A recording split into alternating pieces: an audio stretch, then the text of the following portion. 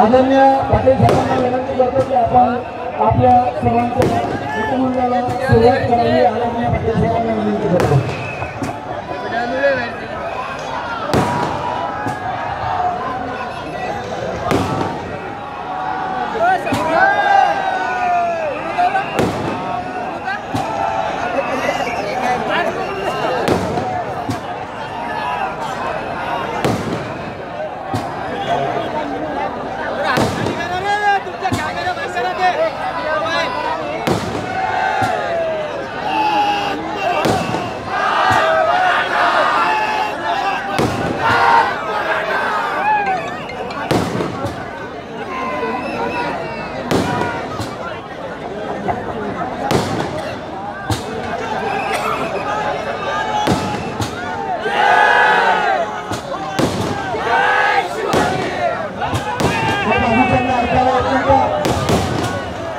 मराठे नाही का मराठे? अरे मराठे आहे नाही का? तो मराठीला मराठा सांगत आहे की शांत बसा, शांत बसा.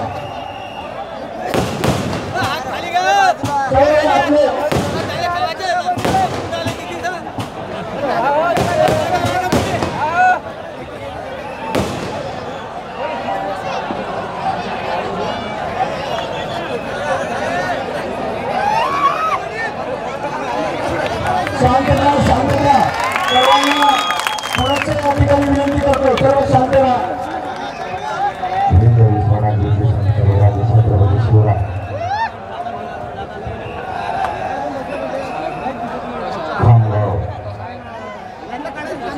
नगरीतील आणि परिसरातील जमलेल्या माझ्या तमाम मराठा बांधवांना माझा मानाचा देश.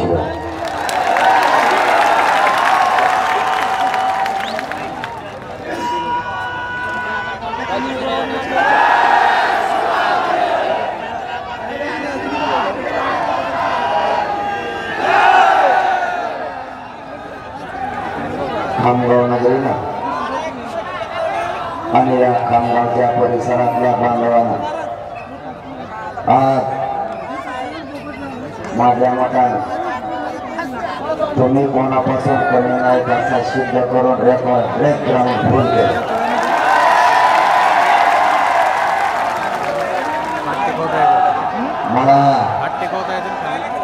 मला पुन्हा एका गोष्टी गोष्टीची आठवण होते. जसं पश्चिम महाराष्ट्राबद्दल वार्ता केली होती,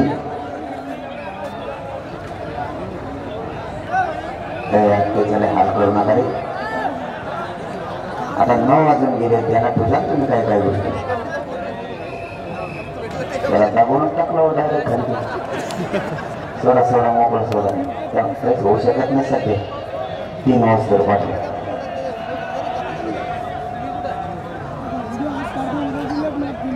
पश्चिम महाराष्ट्राच्या बद्दल एक महाराष्ट्रात वार्ता पसरवली होती. मुंबई बद्दल आणि कोकण बद्दलही वार्ता पसरवली होती.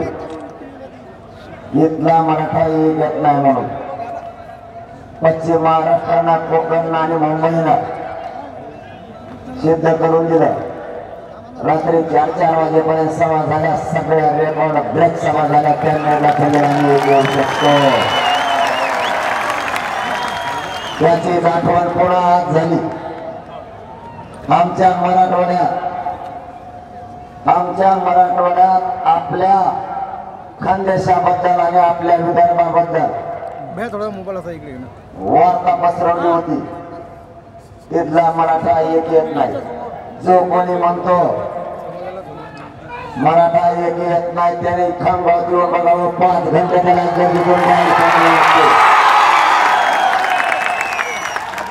मराठ्यांच्या नादाला लागू नका. मी यांना पहिल्यापासून सांगतो, आम्ही पूर्वीचा मराठा राहिलो नाही.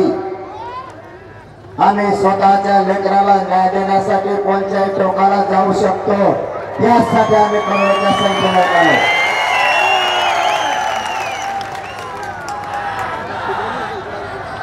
मराठ्यांना गांभीर्याने घ्या. मराठ्यांनी सगळे रेकॉर्ड सध्या मोडले. मायबाप मराठ्यांनो, आपल्याला हिरवलं जात होत, आपला अपमान केला जायचा, आपल्याला अपशब्द वापरले जायचे. हा मराठा एक नाही, हा खेकड्यावानी, हा कधीच एकजूट होऊ शकत नाही. असे अपमानकारक आपल्याला शब्द वापरले जायचे. पण या मराठ्यांची या राज्यात अशी लाट आली की सगळे भविष्यपाठ मराठ्यांना गेले.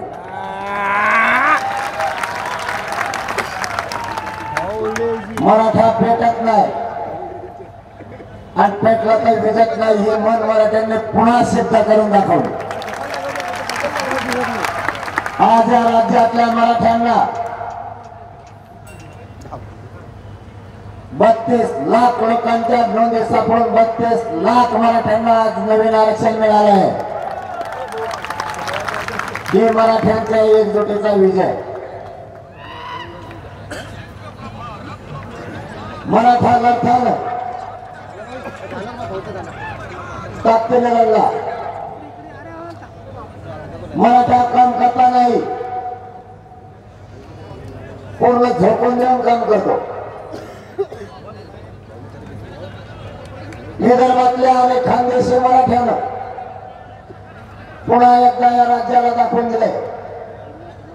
मी 8-10 दिवसापूर्वी सांगितलं होतं, ज्या ठिकाणी कार्यक्रम आहे त्या कार्यक्रमाच्या ठिकाणी नोकरदार मराठा, आरक्षण असलेला मराठा, आरक्षण नसलेला मराठा, व्यावसायिक, सामान्य मराठा, शेतकरी मराठा, माता मावल्यांसह कार्यक्रमाच्या ठिकाणी रात्रंदिवस येऊन बसतोय. पुन्हा हे विदर्भाने एकदा राज्याला सिद्ध करून दिलं.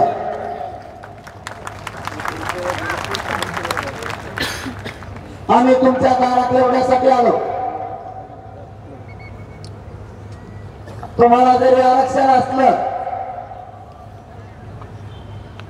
तरीही उर्वरित महाराष्ट्रातला मराठ्यांचं लेकरू सुद्धा तुमचं आहे. आपण दोघं वेगळे नाही. आपल्याला 2 अंग. पहिला अंग मराठा हा क्षत्रिय मराठा, त्याला लढायचं सुद्धा माहिती आहे. मराठ्यांना दुसरा अंग आहे, मराठा शेती करतो, कुंडीत करतोय आणि रात्रंदिवस राबवून या देशाला अन्नधान्य पुरवठा करणारा हाच मराठ्यांचा मोठा समुदाय या राज्यात. दोन अंग असल्या कारणानं तुम्ही आणि आम्ही वेगळे नाही. लोकांना फक्त आपल्याला वेगळे भासवलं. तुमच्यात आणि आमच्यात दरी निर्माण असं चित्र निर्माण केलं. आपल्यात तरी नाही.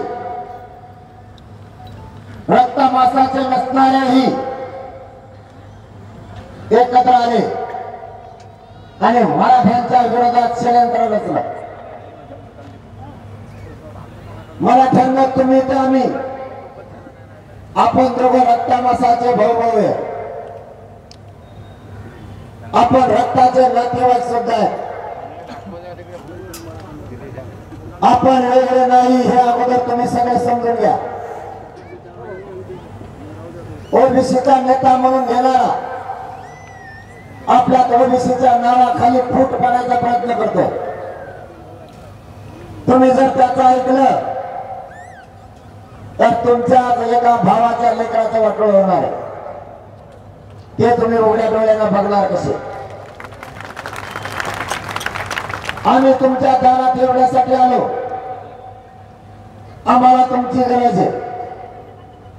तुमच्या एका भावाचं लेकरू तुम्हाला साथ घालतंय, तुम्हाला विनंतीचं आव्हान करतंय. आमच्यावर वाईट वेळ आली, आमच्या पाठीशी उभा राहा. आपली जात अडचणीत आली, जातीचे पोरं अडचणीत आले आणि यांनी हे जाणून बुजून आणले. म्हणून आम्ही तुमच्या दारापर्यंत आलोय. खानदेशी मराठ्यांना सुद्धा आम्ही विनंती केली. आता विदर्भातल्या मराठ्यांना विनंती करायला आलो. जरी तुम्हाला आरक्षण असलं तरी तुमच्या एका भावाच्या लेकरावर भयानक अशी वेळ आली. आरक्षणापासून त्याला वंचित ठेवलं जात आहे. हक्काचा असणारही दिलं जात नाही. आणि आपण हा संघर्ष आता न्यायासाठी उभा केलाय. महाराष्ट्रातल्या घराघरातल्या काळ्या कोपऱ्यातला मराठा समाज सध्या एकजूट झालाय. मराठ्यांना त्याच्या लेकराची वेदना आता सहन होत नाही. 1% जर लेकरं हुकलं तर लेकरं ढसा ढसा घरापर्यंत रडायला येऊ लागले. 1% हुकलेले लेकरं त्याच्या चेहऱ्याकडे बापाला बघावं सुद्धा वाटत नाही. लेकरालाही बापाकडे बघावं वाटत नाही. बापही लेकराकडे बघत नाही. कारण दोघांच्याही स्वप्नाचं वाटोळं झालं. मायबापानं रात्रंदिवस कष्ट केले, शेतात राबले, कधी स्वतःला कपडे घेतले नाही, कधी स्वतःला चप्पल घेतली नाही, पोटाला मायबापानं पोटभर खाल्लं नाही, 1-1 रुपया मागे ठेवला आणि पोरं शिकवले. मायबापाचं स्वप्न होतं माझ्या वाट्याला जे काबाड कष्ट आलं ते माझ्या लेकराच्या वाट्याला आता नाही आलं पाहिजे. माझाही लेकरू अधिकारी झालं पाहिजे. माझाही लेकरू सर्विस बसलं पाहिजे. त्याच्यावर मायेचं छत्र धरायला कोणी राहिलं नाही. म्हणून त्याने रात दिवस कष्ट करून लेकरं शिकवले. पण इथे आरक्षणानं मला त्यांच्या पोरांचा घात केला आणि बापाच्या आणि पोराच्या दोघांच्याही स्वप्नाच्या रांगोळी झाली. मुलाचं आयुष्य आणि भविष्य दोन्ही उद्ध्वस्त झाले. पर्याय राहिला नाही. म्हणून मला त्यांनी पुन्हा उठाव करायचं ठरवलं आणि हे मराठ्यांची प्रचंड मोठी लाट आली. या लाटेत सरकारला नमतं घेऊन मराठ्यांच्या आरक्षणाच्या नोंदी सापडायला सुरुवात करावी लागली.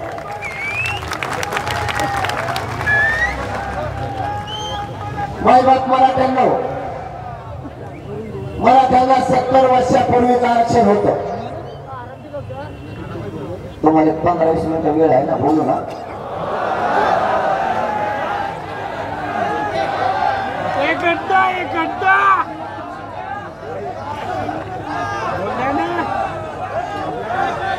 रातभर बोला म्हणजे तो मग कार्यक्रम झाला.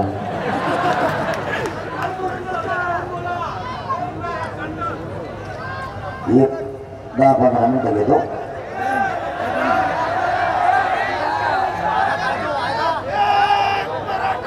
मराठ्यांना 70 वर्षापूर्वी आरक्षण होतं.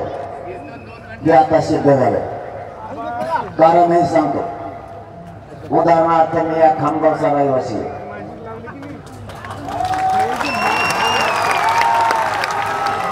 आणि या ठिकाणी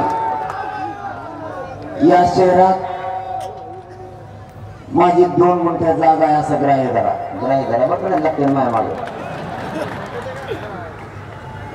पण मला माहीतच नाही या शहरात माझी जागा कुठे आणि या खामगावला माहित नाही कुठे. लोकांना सुद्धा अंदाजे कारभार चालला होता गावकऱ्यांचा माझा. पण आता मला 7-12 मिळाला माझ्या 2 गुंठ्याचा आणि चतुर्सीमा पण मिळाला. तुम्ही जरी दादागिरीना ती जागा बळकवली असली तरीही तुम्हाला मला ती जागा द्यावी लागणार का नाही आता. मग मराठ्यांच्या सरकारी नोंदी मिळाल्या ओबीसी आरक्षणात असलेल्या. कसं काही आम्हाला आरक्षण देणार नाही आता. आणि ते एकटं म्हणते देऊ नका. ते एवढे ते एकटं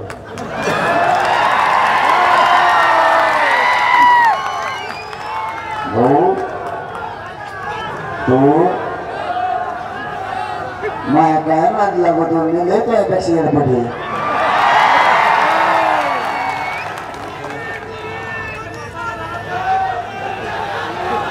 त्या माणसाचं एकपट गाव मला तेव्हा खरं बोलत तेवढं येत नाही पटते मला. मी काय म्हणलो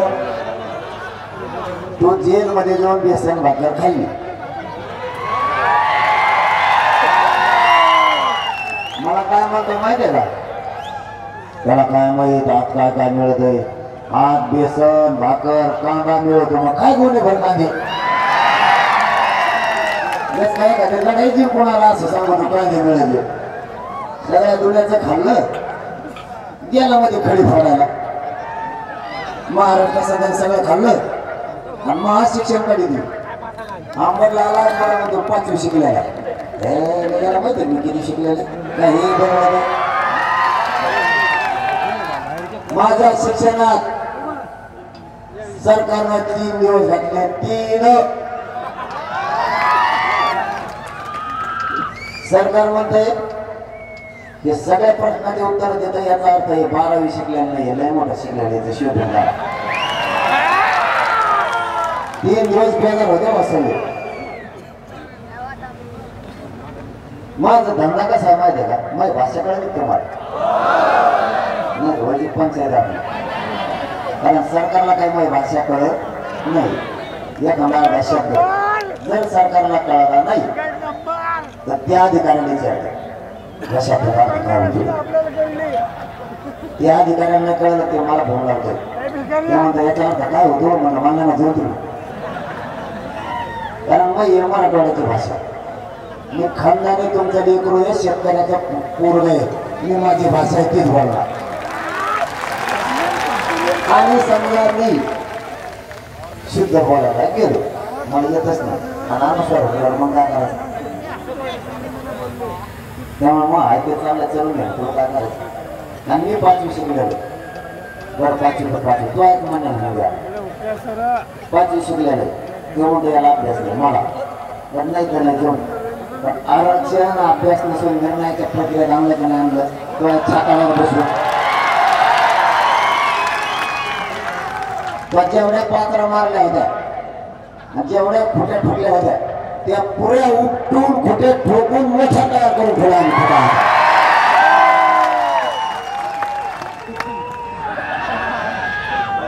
एखाद्या वेळेस तुलाच बाहेर पडायला लागतं का काय आरक्षणातून असा खोटा तयार करून ठेवला मराठीला. तो येण्यामध्ये करू नको. बट तुला हुशार आहे, मला अभ्यास नाही. तुला शिकलेला आहे, लय अभ्यास आहे. मग जेलला गेला तर मग मी जाऊन हुशार आहे तुझं. मग तो यापेक्षा मी बरं नाही. तू तर मग त्या टोळ्यात जमायला आंबडला आला, सगळ्या बांधवांना एकत्र केलं. ते बिचारे बळच आलेले का मनाने आलेले नाही, त्यांना दोष द्यायचा अजिबात नाही मराठ्यांना. त्याचे म्हणले म्हणून आले ते बिचारे. त्याला काय मग इकडे गेल्यावर ती वाचा जातीवाद करणार आहे. आंबडपासून मुंबईपर्यंत दिवस 4 जण फुटल्या होते. ते म्हणले असं काय नाही, याचा नामचा काही संबंध नाही. याच्या माडीला जर पोळत आहे, आपला राजकीय करिअर खराब होईल किंवा जातीय करिअर निर्माण करायला. आणि तो कार्यकर्ता सांगतो पाय तेवढा हात तेवढा मग ये तू ये बरं पुढं, मग सांगतो थोडा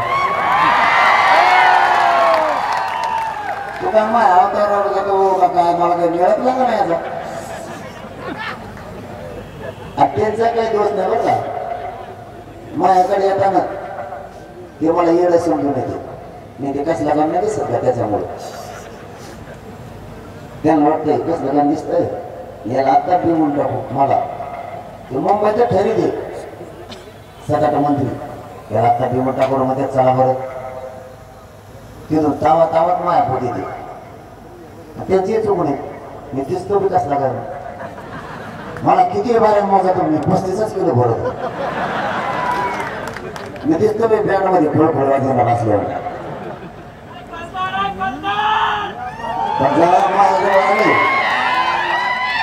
माझ्याजवळ बसले, चर्चा सुरू झाली. मी नुसते आधी ऐकून गेले नमुना भारी. तुम्ही टीव्हीवर बघा ना, आपला टप्प्याचा टप्प्यात आला वाजलाच. चर्चा सुरू झाली, ते मला बोलायला लागले. मी नसतो माझा हा हा हा हा त्यांना वाटलं फुटलं ना काही. अर्धा घंटा जाऊन गेला, ते नाही मला बऱ्याच शेंगा आणल्या ना त्यांना आणल्या. गडे बरोबर उठी घेऊन माझ्या बसू. कारण ज्याच्या मराठ्यांचा ज्या चर्चेत हित नाही त्या समाज त्यांच्याशी मी चर्चा नाही करू शकत. मी माझ्या समाजाशी कधी गद्दारी नाही करू शकत. मला जर तुमच्याशी गद्दारी करायची असती तर आजकाल इतके अवघड आहे. एखाद्या आमदारांनी जर खांद्याला ठेवला ना, मग 70 दिवशी एखाद्या नीट बोलतच नाही.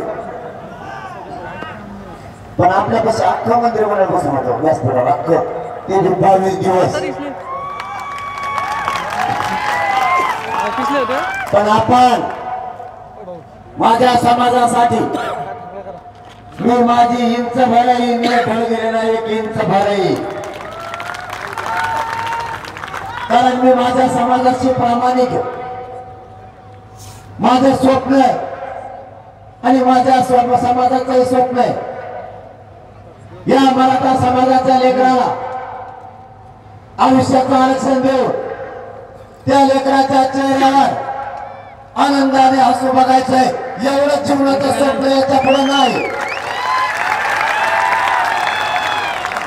त्यांनी किती षडयंत्र केले, कितीही डाव रचले, आपल्या पुढे एकही षडयंत्र यांचं टिकलं नाही आणि आपण टिकूही दिलं नाही. कारण मी मराठ्यांची गद्दारी नाही करू शकत. मी खानदानी मराठ्यांची पैदाशी मराठ्यांची गद्दारी नाही करू शकत. मी हे आंदोलन सरकारशी संबंध मेंटेन करण्यासाठी नाही उभं केलं. माझ्या गोरगरीब मराठ्यांच्या पोरांना न्याय देण्यासाठी आंदोलन उभा केलंय, तुमच्याशी समझोता करण्यासाठी नाही. पुरावे कसे सापडत नाहीत. मराठा 70 वर्षापासून आरक्षणात आहे. 1805 पासून 1967 पर्यंत आणि 1967 पासून 2023 पर्यंत सरकारने पुरावे शोधले.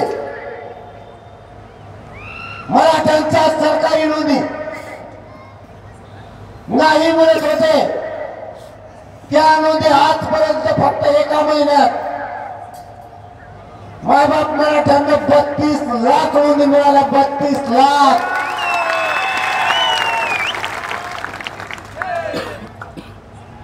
आता कसं काय मिळालं? पहिल्यांदा कसं काय मिळालं? कारण सांगू, मराठा समाजानं अति विश्वास ठेवला आणि मराठ्यांचा तिथंच घात झाला. समित्या नेमल्या गेल्या, आयोग नेमले गेले. त्यांनी सांगायचं तुमचे पुरावे सापडले नाही आणि मराठ्यांनी डोळे झाकून विश्वास ठेवायचा. नसतील बहुतेक. मराठ्यांनी अति विश्वास यांच्यावर ठेवला. का ठेवला ते पण सांगतो. 75 वर्षात जे जे पक्ष झाले त्या पक्षातले सगळे नेते मोठं करण्याचं काम माझ्या बापजात्या मराठ्यांनी आयुष्यभर केलं. माझ्या बापजात्या मराठ्यानं आयुष्यभर यांचे पॉम्पलेट लावले. त्याचं कारण होतं, कधी काळी माझ्या लेकराला जर गरज लागली तर हा आपला आहे, हा मदतीला धावून येईल म्हणून यांना आपल्या बापजात्याने मोठं केलं. ज्या दिवशी मराठ्यांना गरज लागली, मराठ्यांचे पोरं आक्रोश करायला लागले, मराठ्यांचे पोरं न्यायासाठी टाळू फोडू लागले, मराठ्यांचे पोरं रडायला लागले, मराठ्यांचे पोरं नोकरदार प्रवर्गात सगळा मराठ्याचा टक्का कमी झाला. एका टक्क्याने पोरं बाहेर फेकले गेले. त्या दिवशी आपल्या बापजात्यांनी मोठे केलेले नेते मदतीला येतील असं सगळेजण स्वप्न बघत होते. मराठ्यांनी त्यांना हात दिली. आमच्या लेकराच्या पाठीशी उभे राहा, त्याला आरक्षणाची गरज आहे. मागं वळून बघितलं, मराठ्यांच्या पाठीमागं कोणीच नाही. समोर बघितलं, ज्याला मोठं केलं तोच समोरून उभा राहिला आणि म्हणतो मी तुम्हाला आरक्षण नाही मिळू देणार. यासाठी माझ्या बापजात्याने तुम्हाला मोठं नव्हतं केलं आणि मराठ्यांनी खरं त्यांच्यावर विश्वास ठेवला. त्यांनी नाही म्हणायचं ना आपण हो म्हणायचं, त्यांनी हो म्हणायचं आपणही होच म्हणायचं. आता मराठ्यांच्या लक्षात आलं आपलं या जगात कोणीच नाही. गोरगरीब मराठ्यांना गोरगरीब लेकरांचा लढा आपल्यालाच लढावा लागेल. ज्या दिवशी सर्वसामान्य गरजवंत मराठ्यांच्या लक्षात आलं त्या दिवशी गरजवंत मराठ्यांनी लढा स्वतःच्या हातात घेतला आणि हा लढा इतका मोठा झाला की करोडोच्या संख्येनं मराठा एकत्र आला आणि सरकारला पळती भुई कमी झाली. सरकारनं नोंदी शोधायला सुरुवात केली. समिती ही काम करायला लागली. सुरुवातीला त्या समितीनं असं अवघड केलं, माहीत झालं तुम्हाला? नाही झालं नाही. अरे आता तरी जागे व्हा, कार्यक्रम वाजल्यावर काही ना आपलं. समिती नेमली. पहिली समिती होती नितीन करील साहेब यांच्या अध्यक्षतेखाली. ते होते महसूलचे मुख्य सचिव. त्यांना टाइम दिला 3 महिन्याचा. सांगू का थोड्या वेळ आणखी का गडबड मागच्या कडीला गडबड झाली का काही? उभा राहिलेले का तुम्हाला आरक्षण मिळालेले मग आम्हाला मिळत आहे. थांबा मग पळू नका. आमचं काय तुरण टेकलं नाही तिथं, तुमचं पुढे टेकी दा कुठं तर सांगा ना. तुम्ही पक्क तुम्ही आरक्षण का त्याची सोडीत नाही राहत. त्यांना 3 महिन्याचा टाइम दिला. मावशी हवा ऐका बरं का, तुम्हाला ऐकायला दे. तुम्ही हा म्हणणार नाही म्हणणार. आता सगळे झाले सरकार आता सोडित नाही आरक्षण. नितीन करील साहेबांना 3 महिन्याचा वेळ सरकारला दिला. 3 महिने संपले. त्यांना विचारायला गेले साहेब अहवाल तयार झाला का? ते म्हणले मला माहिती होतं मी त्या समितीचा अध्यक्ष मग 3 महिने झाले तरी यांना मिळणार का ते अध्यक्ष. पुन्हा समिती नेमली. 1 महिन्याचा टाइम दिला. समिती पुरावे शोधायला सुरुवात केली. समितीनं पहिले 15 दिवस कामच नाही केलं. मेजरची इकडून तर गेलं थोडी थोडी पळायला लागली. ती उठायची आणि मुंबईला जायची, तिथून हैदराबादला येते, तिथून परत संभाजीनगरला येते, तिथून उठते पुन्हा मुंबईला जाते. तिला बी इमान आहे. ती तिथून उठते पुन्हा हैदराबादला जाते. काय करते काय नाही तिची तिलाच माहिती. नुसती हिंडती, तिकडे जाते म्हणजे पुरात नाही सापडे. काय घेते तिने 43 कोटी रुपये एकटी नसेल, नुसती हिंडती. इमानातला टंका चालू त्यांचा सध्या. काही करायचं आपल्याला इमानच. मी विचारलं एक दिवस नेमका समितीला पुरावे सापडले कस काय नाही.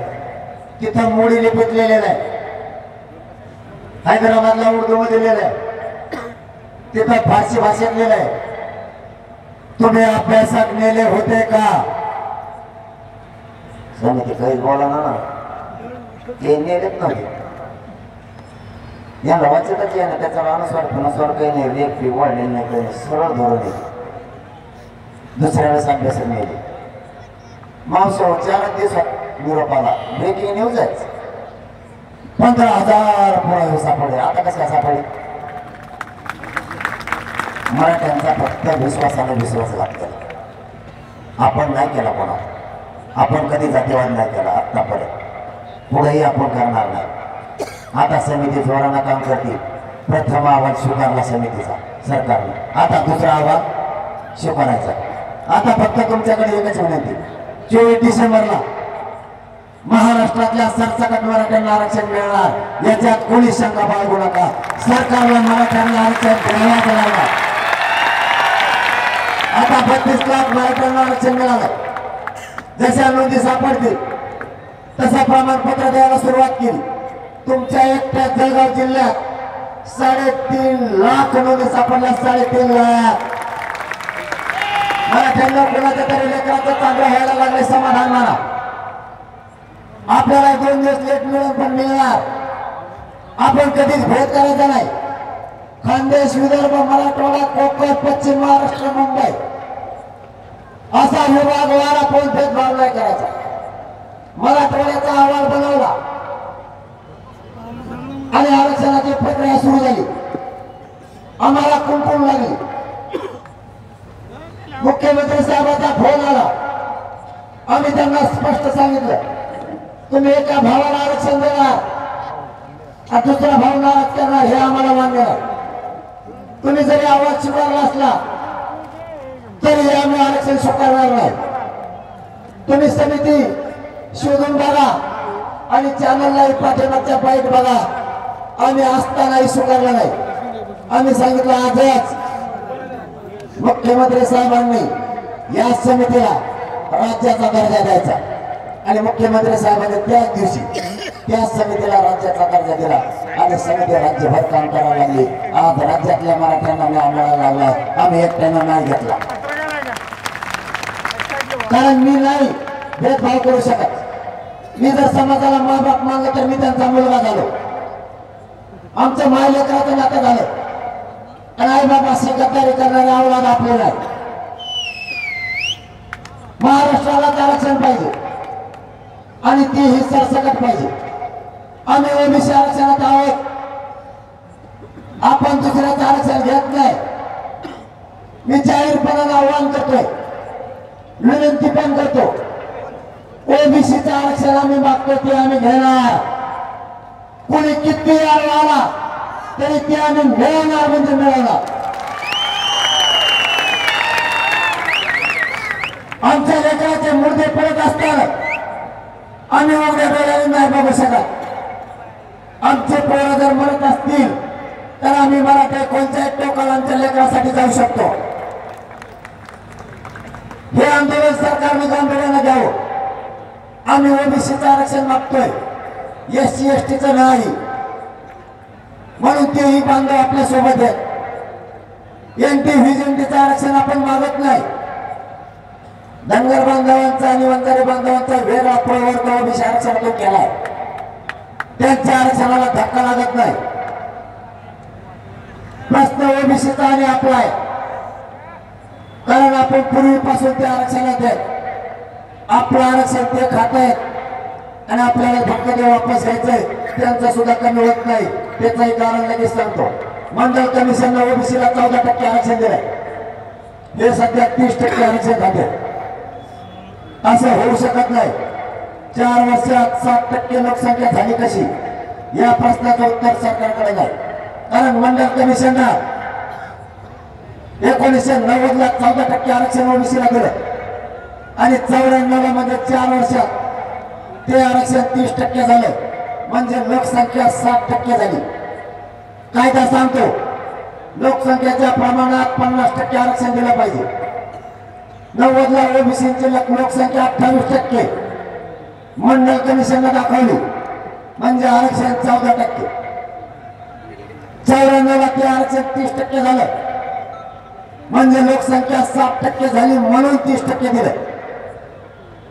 कायदा सांगतो लोकसंख्येच्या 50% द्या, घटना सांगते लोकसंख्येच्या 100% प्रमाणात द्या. घटनेनं दिलेलं SC STचं आरक्षण फक्त 100%. घटनेच्या नियमानुसार कायद्यानं दिलेलं नंतरचं आरक्षण हे लोकसंख्येच्या 50% प्रमाणात द्यावं लागतं. एखाद्याला जर वाढीव आरक्षण द्यायचं असेल किंवा ओबीसी प्रवर्गात जर यायचं असलं तर ती जात मागासवर्गीय असायला लागते, तर तिला ओबीसी आरक्षणात येता येतं, नाहीतर येता येत नाही. किंवा मराठ्यांच्या शासकीय नोंदी असायला लागतात, किंवा कोणत्याही समाजाला ओबीसी मध्ये यायचं असलं तर त्याच्या शासकीय नोंदी असल्याशिवाय येता येत नाही. मराठ्यांना हे दोन्ही निकष पूर्ण केले. पहिला निकष मराठा मागासवर्गीय 12-13% दुसरा मराठ्यांच्या शासकीय नोंदी सुद्धा आहेत, म्हणून मराठा समाज ओबीसी आरक्षणात येण्यास पात्र आहे. म्हणून कोणीही मराठ्यांना आता रोखू शकत नाही.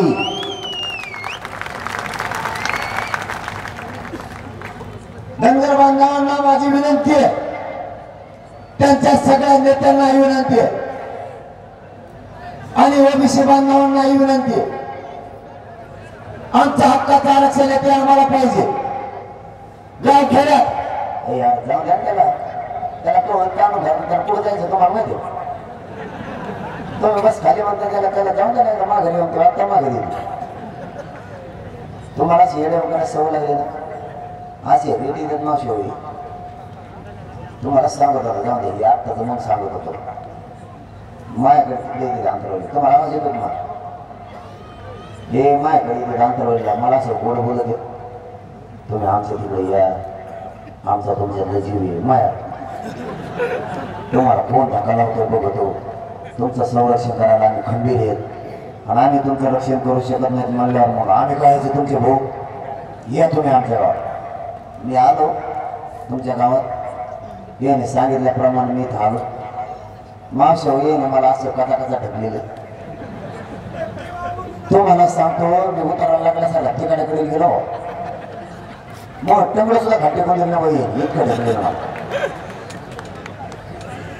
बरं तुमच्याकडचे माझे इतके टप्पूचे टप्पू येतात, याला किती ढकले एवढे सुद्धा हालत नाहीत बा मला. अरे मग बरगाडा म्हणून ना भाऊ एखादं. अरे मलाही कळतं तुमचं प्रेम आहे, तुम्हाला माया आहे माझी, मला भेटावंच वाटतं तुम्हाला. मी मूर्ख नाही, मी भावना शून्य सुद्धा नाही. मला कळतंय तुम्ही फोटो काढायला मायापोटी येत आहे, पण माझं शरीर मला साथ नाही देत. आता 17 दिवस उपोषण केलं मावशी होऊन या समाजाच्या लेकराला न्याय मिळावा. नंतर ते 9 दिवसात डॉक्टरांना मला सरळ सांगितलं, डॉक्टरचं सरळ म्हणणं तुम्ही 3 महिने तरी आराम करा. कारण 17 दिवस बिना अन्न पाण्याचं उपोषण केल्यामुळे माझं शरीर खरोखर शपथ घेऊन सांगतो मला नाही आता साध्य. पण डॉक्टरने सांगितलेलं असूनही मला माहीत होतं मी जर आता या काळात झोपलो तर माझ्या गोरगरीब मराठ्याच्या लेकराचं वाटोळं झालं म्हणून समजा.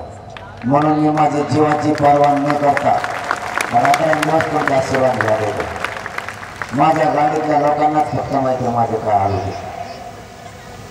मला चालताना काय त्रास होतो, गाडीत बसल्यावर सुद्धा काय त्रास होतो हे फक्त माझ्या गाडीतल्या लोकांनाच माहिती. मला तुमच्याकडून काहीच अपेक्षा नाही, फक्त मला जायला यायला रस्ता लागतो.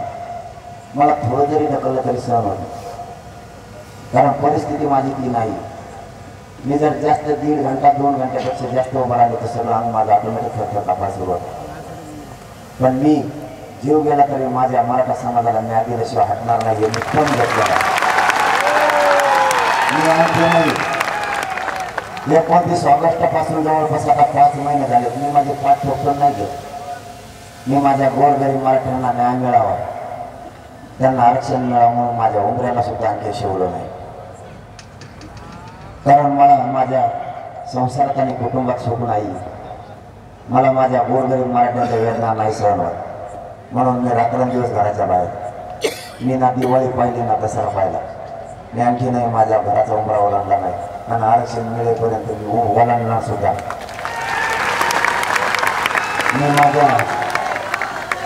मी माझ्या बापाला आणि आईला सुद्धा सांगितलं आणि बायकोला सुद्धा सांगितलं, मी क्षेत्रीय मराठा, मला लढायची माहिती आहे. रणांगणात उतरल्यावर आम्ही हटत नाही. आलो तर तुझा, गेलं तर समाजातला कुंकू पुसून तयार राहा. मी सांगून घराच्या बाहेर पडलेलो. माझ्या मायबापाला सुद्धा सांगताना सांगितलेलं आहे, तुम्हाला 4 मुलं आहेत. आलो तर तुमचा, नाहीतर 3 मुलावर समाधान माना. डोळ्यात पाणी सुद्धा आणू नका. कारण मी समाजासाठी कोणत्याही टोकाला जायला तयार आहे. मी माझ्या जीवाची कदर करत नाही, करणार सुद्धा. मला मोठं होण्यासाठी, पद घेण्यासाठी किंवा पैसे कमवण्यासाठी मी आंदोलन उभा केलेलं. सरकारने याच गोष्टीसाठी माझ्या पुढे हात टेकलेले. तुमच्या ताकदीवर, तुमचे ताकद आणि आशीर्वाद माझ्या पाठीशी म्हणून लढतो. मला ना पैसा लागतो ना पद लागते. आणि सरकारनं नेमकं हेच हेरलं, याला ह्या गोष्टीत जर नाही दाबला तर मात्र आरक्षण दिल्याशिवाय पर्याय नाही. आणि तुमच्या ताकदीवर त्यांना नमावंच लागलं. मी नाही कदर करणार माझ्या जीवाची. मी फक्त तुमचा आशीर्वाद आणि साथ मागायला आलो. कारण तुमच्या साथीशिवाय पुढचं आंदोलन नाही होऊ शकत. तुमच्यासह मी सगळ्या ओबीसीच्या बांधवांना आव्हान करतो, याला जातीय दंगली घालवायच्या त्याचं ऐकू नका. जातीय तेढ निर्माण होऊ देऊ नका. मी रात्रंदिवस हिंडून माझ्या मराठा समाजाला सांगतोय, बाबा हो, शांततेत आंदोलन करा, उद्रेक जाळपोळ नाही करायची. शांततेचं हे ब्रह्मास्त्र कोणालाच पेलत नाही. पेलण्याची ताकद या राज्यात आणि देशात कोणालाच नाही. त्या शांतीचं आंदोलनात मराठ्याला न्याय मिळून जाणार आहे. त्याला जातीय तेढ निर्माण करून जंगली भडकायच्यात मायबापा आपल्याला नाही होऊ द्यायचं.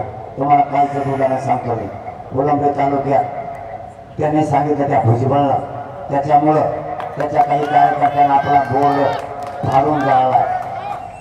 त्याला तिथं दंगल घडवायची होती किंवा राज्यात घडून आणायची होती. काय झालं तुम्हाला एका मिनिटात सांगतो. तिथला बोर्ड जाळला आणि तिथं 50-60 हजार मराठ्याचे बोर्ड जमले. मला तिथल्या PSIचा फोन आला आणि त्यांनी सांगितलं, साहेब इथं काहीही होऊ शकतं. तुम्ही जर एक फोन लावला तर हे सगळं वातावरण शांत होईल. समजा मला जर कायदा सुव्यवस्था बिघडायची असती किंवा काही घडवून आणायचं असतं तर मी नुसतं त्या पोरांना हो एवढं जरी म्हणलं असतो तर एक कार्यक्रमच केला असता त्यांनी सगळ्याचा. मी खोटं नाही बोलत. सगळ्याचा कार्यक्रमात लावला. त्या PSIचा फोन मला आला आणि त्यांनी माईकवर तो फोन लावला आणि मी इकडून सरळ मराठ्यांना सांगितलं, 24 डिसेंबरला मराठ्यांना विजयाचा गुलाल उधळायचा. शांत राहा आणि सगळे घरी जा. त्याचं स्वप्न पूर्ण नका होऊ देऊ. त्याला दंगली घालण्यासाठी आपल्याला नाही घडवायची. शांत पचवा. कारण अपमान पचवला. मराठ्यांना तो मलाही सांगतो, अपमान पचवा, शांत राहा. कारण अशी संधी मराठ्यांना पुन्हा नाही येणार. या संधीच आपल्याला सोनं करायचं. घराघरातल्या मराठ्यांच्या पोरगं मोठं व्हावं म्हणून त्याला आरक्षण मिळू द्यायचं. काही झालं तरी सरकारला 24 डिसेंबरपर्यंत आरक्षण द्यावंच लागणार आहे. आणि जर सरकारनं नाही दिलं तर आपण 17 तारखेलाच बैठक घेतोय महाराष्ट्राची. जर सरकारनं 24 डिसेंबरपर्यंत आरक्षण नाही दिलं तर पुढं काय करायचं हे मराठा समाजाचा विचार घेऊन तुम्हाला जाहीरपणानं मीडियाच्या बांधवाच्या माध्यमातून सांगितलं जाईल. तोपर्यंत कोणी कोणतीच ऍक्शन घेऊ नका. आता याचबरोबर धनगर बांधवांच्या सगळ्या नेत्यांना आव्हान आहे माझं आणि ओबीसी बांधवांनाही, शांत राहा. गाव आपले, जिल्हा आपला आहे, तालुका आपला आहे, हे राज्य आपलं आहे. याच्या राजकीय स्वार्थापोटी याचं स्वप्न पूर्ण नाही करायचं आणि आपण एकमेकाच्या अंगावर येऊन झुंजायचं जायचं नाही, शांत राहायचं. धनगर बांधवांच्या आरक्षणाला आमचा धक्का लागत नाही, वंजारी बांधवांच्या आरक्षणाला आमचा धक्का लागत नाही. एनटीआरजी व्हीजेएनटी म्हणून यांचा वेगळा प्रवर्ग ओबीसी आरक्षणातून केलेला. तुम्ही आमच्या विरोधात जाऊ नका, आंदोलन करू नका. सगळ्या नेत्यांना नावासह आवाहन करतो. जानकर साहेब असतील, शेंडगे साहेब असतील, पडळकर साहेब असतील, त्यांच्यामधले दोडतले साहेब असतील, राम शिंदे साहेब असतील, उत्तमराव जानकर साहेब असतील, या सगळ्या बांधवांना माझी विनंती आहे, तुमच्या आरक्षणाला आमचा धक्का लागत नाही. तुमचं आणि आमचं गावागावात प्रेम आहे. एकमेकाच्या मदतीला आपण जातो, आपण एकमेकाच्या सुखदुःखात असतो. तुम्ही विनाकारण त्याचं ऐकून आमच्या विरोधात आंदोलन करू नका, आमच्या विरोधात भूमिका घेऊ नका. आम्हाला तुमचीही गरज आहे आणि तुम्हालाही आमची गरज आहे. आपण दोघंही एकत्र मिळून लढलो तर दोघांचाही प्रश्न सुटू शकतो. त्यामुळे तुम्ही आंदोलन करू नका, तुमच्या याला आमचा धक्का लागत नाही याचं ऐकू नका आणि तुम्ही आंदोलन करू नका. आपलं प्रेम असतानाही विनाकारण आपल्या दोघांत नाराजी पसरत, ती नाराजी पसरू देऊ नका ही तुम्हाला विनंती. आता शेवटी प्रश्न तुमच्या हातात आहे, तुम्हाला काय करायचं तुम्ही ठरवा. आता आम्ही विनंतीच्या पलीकडे तुम्हाला काही करू शकत नाही. त्याचं ऐकून सरकारला मराठ्यांवर अन्याय करू नका. त्याचा एकट्याचा ऐकून तुम्ही जर आमच्यावर अन्याय केला तर एक गोष्ट लक्षात ठेवा, आम्ही एकट्याच्या राज्यात 50-55% तुमची गाठ मग सरकारची आमच्याशी. तुम्हाला आम्ही आरक्षण घेतल्याशिवाय सुट्टी नाही देणार. कसं घ्यायचं काय घ्यायचं ते आम्ही ठरवणार आहे, कारण ते आमच्या हक्काचं आहे. आता आम्ही तुमच्याकडे एकच विनंती करायला आलो, मायबाप मराठ्यांना, आम्हाला तुम्हाला आरक्षण असलं तरी तुमची गरज आहे. आम्ही तुम्हाला हाक दिली, तुम्ही आमच्या रक्तामासाचे भाऊ आहे. आरक्षण असलेल्या मराठ्यांनी आरक्षण नसलेल्या मराठ्यांच्या पाठीशी उभे राहा. तुमच्या पाठबळाची आम्हाला गरज आहे. तुमच्या जीवावर मी तिथे माझी जीवाची बाजी लावून बसतो. तुम्ही आम्हाला खांद्याला खांदा लावून लढायला पाहिजे, ही विनंती करायला आम्ही तुमच्या दारात आलो. आता खामगावमध्ये हा प्रचंड संख्येचा जनसमुदाय मराठ्यांचा जमला. यांना माझं आव्हान आहे, 24 डिसेंबर पर्यंत तुमची आणि आमची आपल्या मराठा समाजाची सुद्धा कसोटी यापेक्षाही जास्त ताकदीने तुम्ही एकत्र या.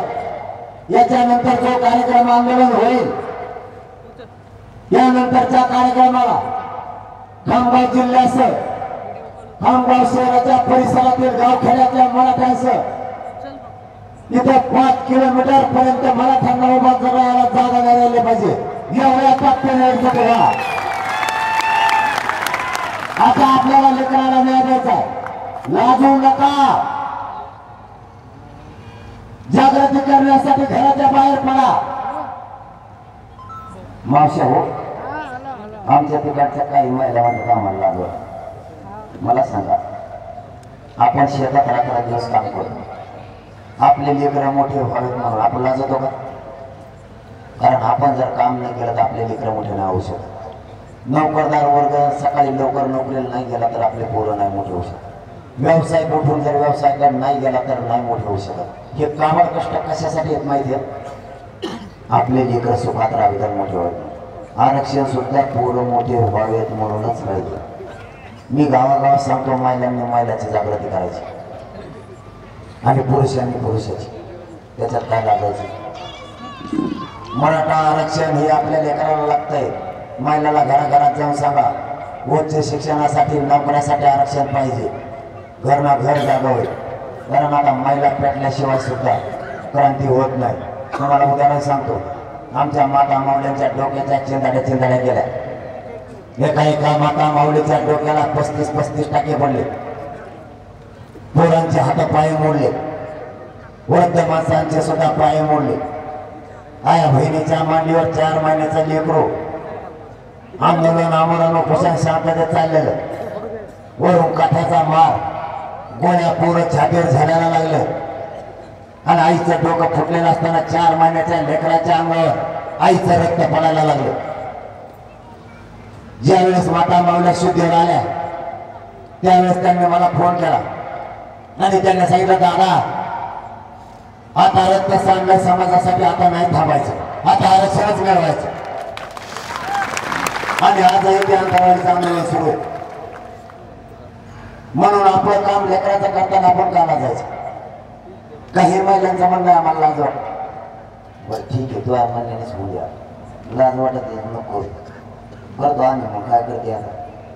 पण मग एक प्रश्नाचं उत्तर दे, तुला लाज वाटते स्वतःच्या लेकराच्या प्रश्नाची जनजागृती करायची नाही? एका प्रश्नाचं उत्तर दे. तो हा धीर निवडणुकीला उभा राहिल्यावर गल्ली गल्लीनं कशी कॉम्प्लेंट घेऊन पळत, मग ती पतंग हा नाळ इसरशील बर का, कपशी बराबर हा त्याला इसरून देऊ नको. मग कसं सांगायची, तो साहेबाचा असतो तो कोणत्या तरी धीर, तो साहेब मोठा होतो, तो धीर मोठा होतो, त्या धीराला खंबार नाली गटानं उठायला देते. तो साहेबांचे दोघात मोठे होते, आपल्या गौस तोडायला पाठायचं. आपल्या पोराचा कोणी विचार करायचा, आपल्या पोरांच्या न्यायासाठी आपल्याला लढायचं. मावशी जाता जाता एक शेवटचं सांगतो आता, कारण आता बस करणार आहे. उद्यापासून तुम्ही यांना विचारायचं, हे तुमच्या पुढे नाही, मला चांगलं माहिती, तुम्हालाच मी फक्त तुम्हालाच भेट देतो. यांना आता पण तुम्ही विचारलं नसतं, पण आता विचारायचं. घराच्या बाहेर निघाले गेल्या जरा पुढे चालले, हे जर म्हणले साहेबाचा भया आला त्याला भेटायचं, याला टंगडे माझा घरात ठेवा.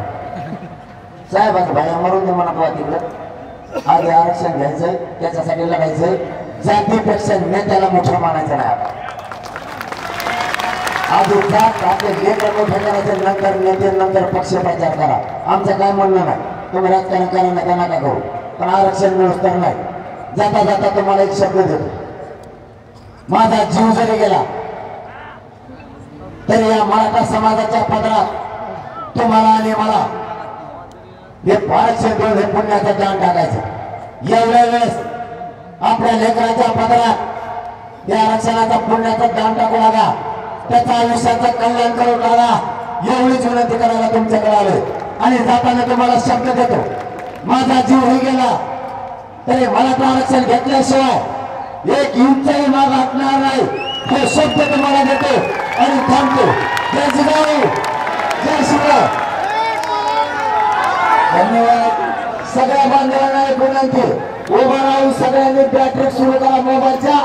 आपल्या राज्याला एकदा सरकारला दाखवू द्या की किती विराट संख्येनं हा जनसमुदाय विदर्भात जमलाय. मिळाच्या बांधवांना विनंती, हे सगळ्या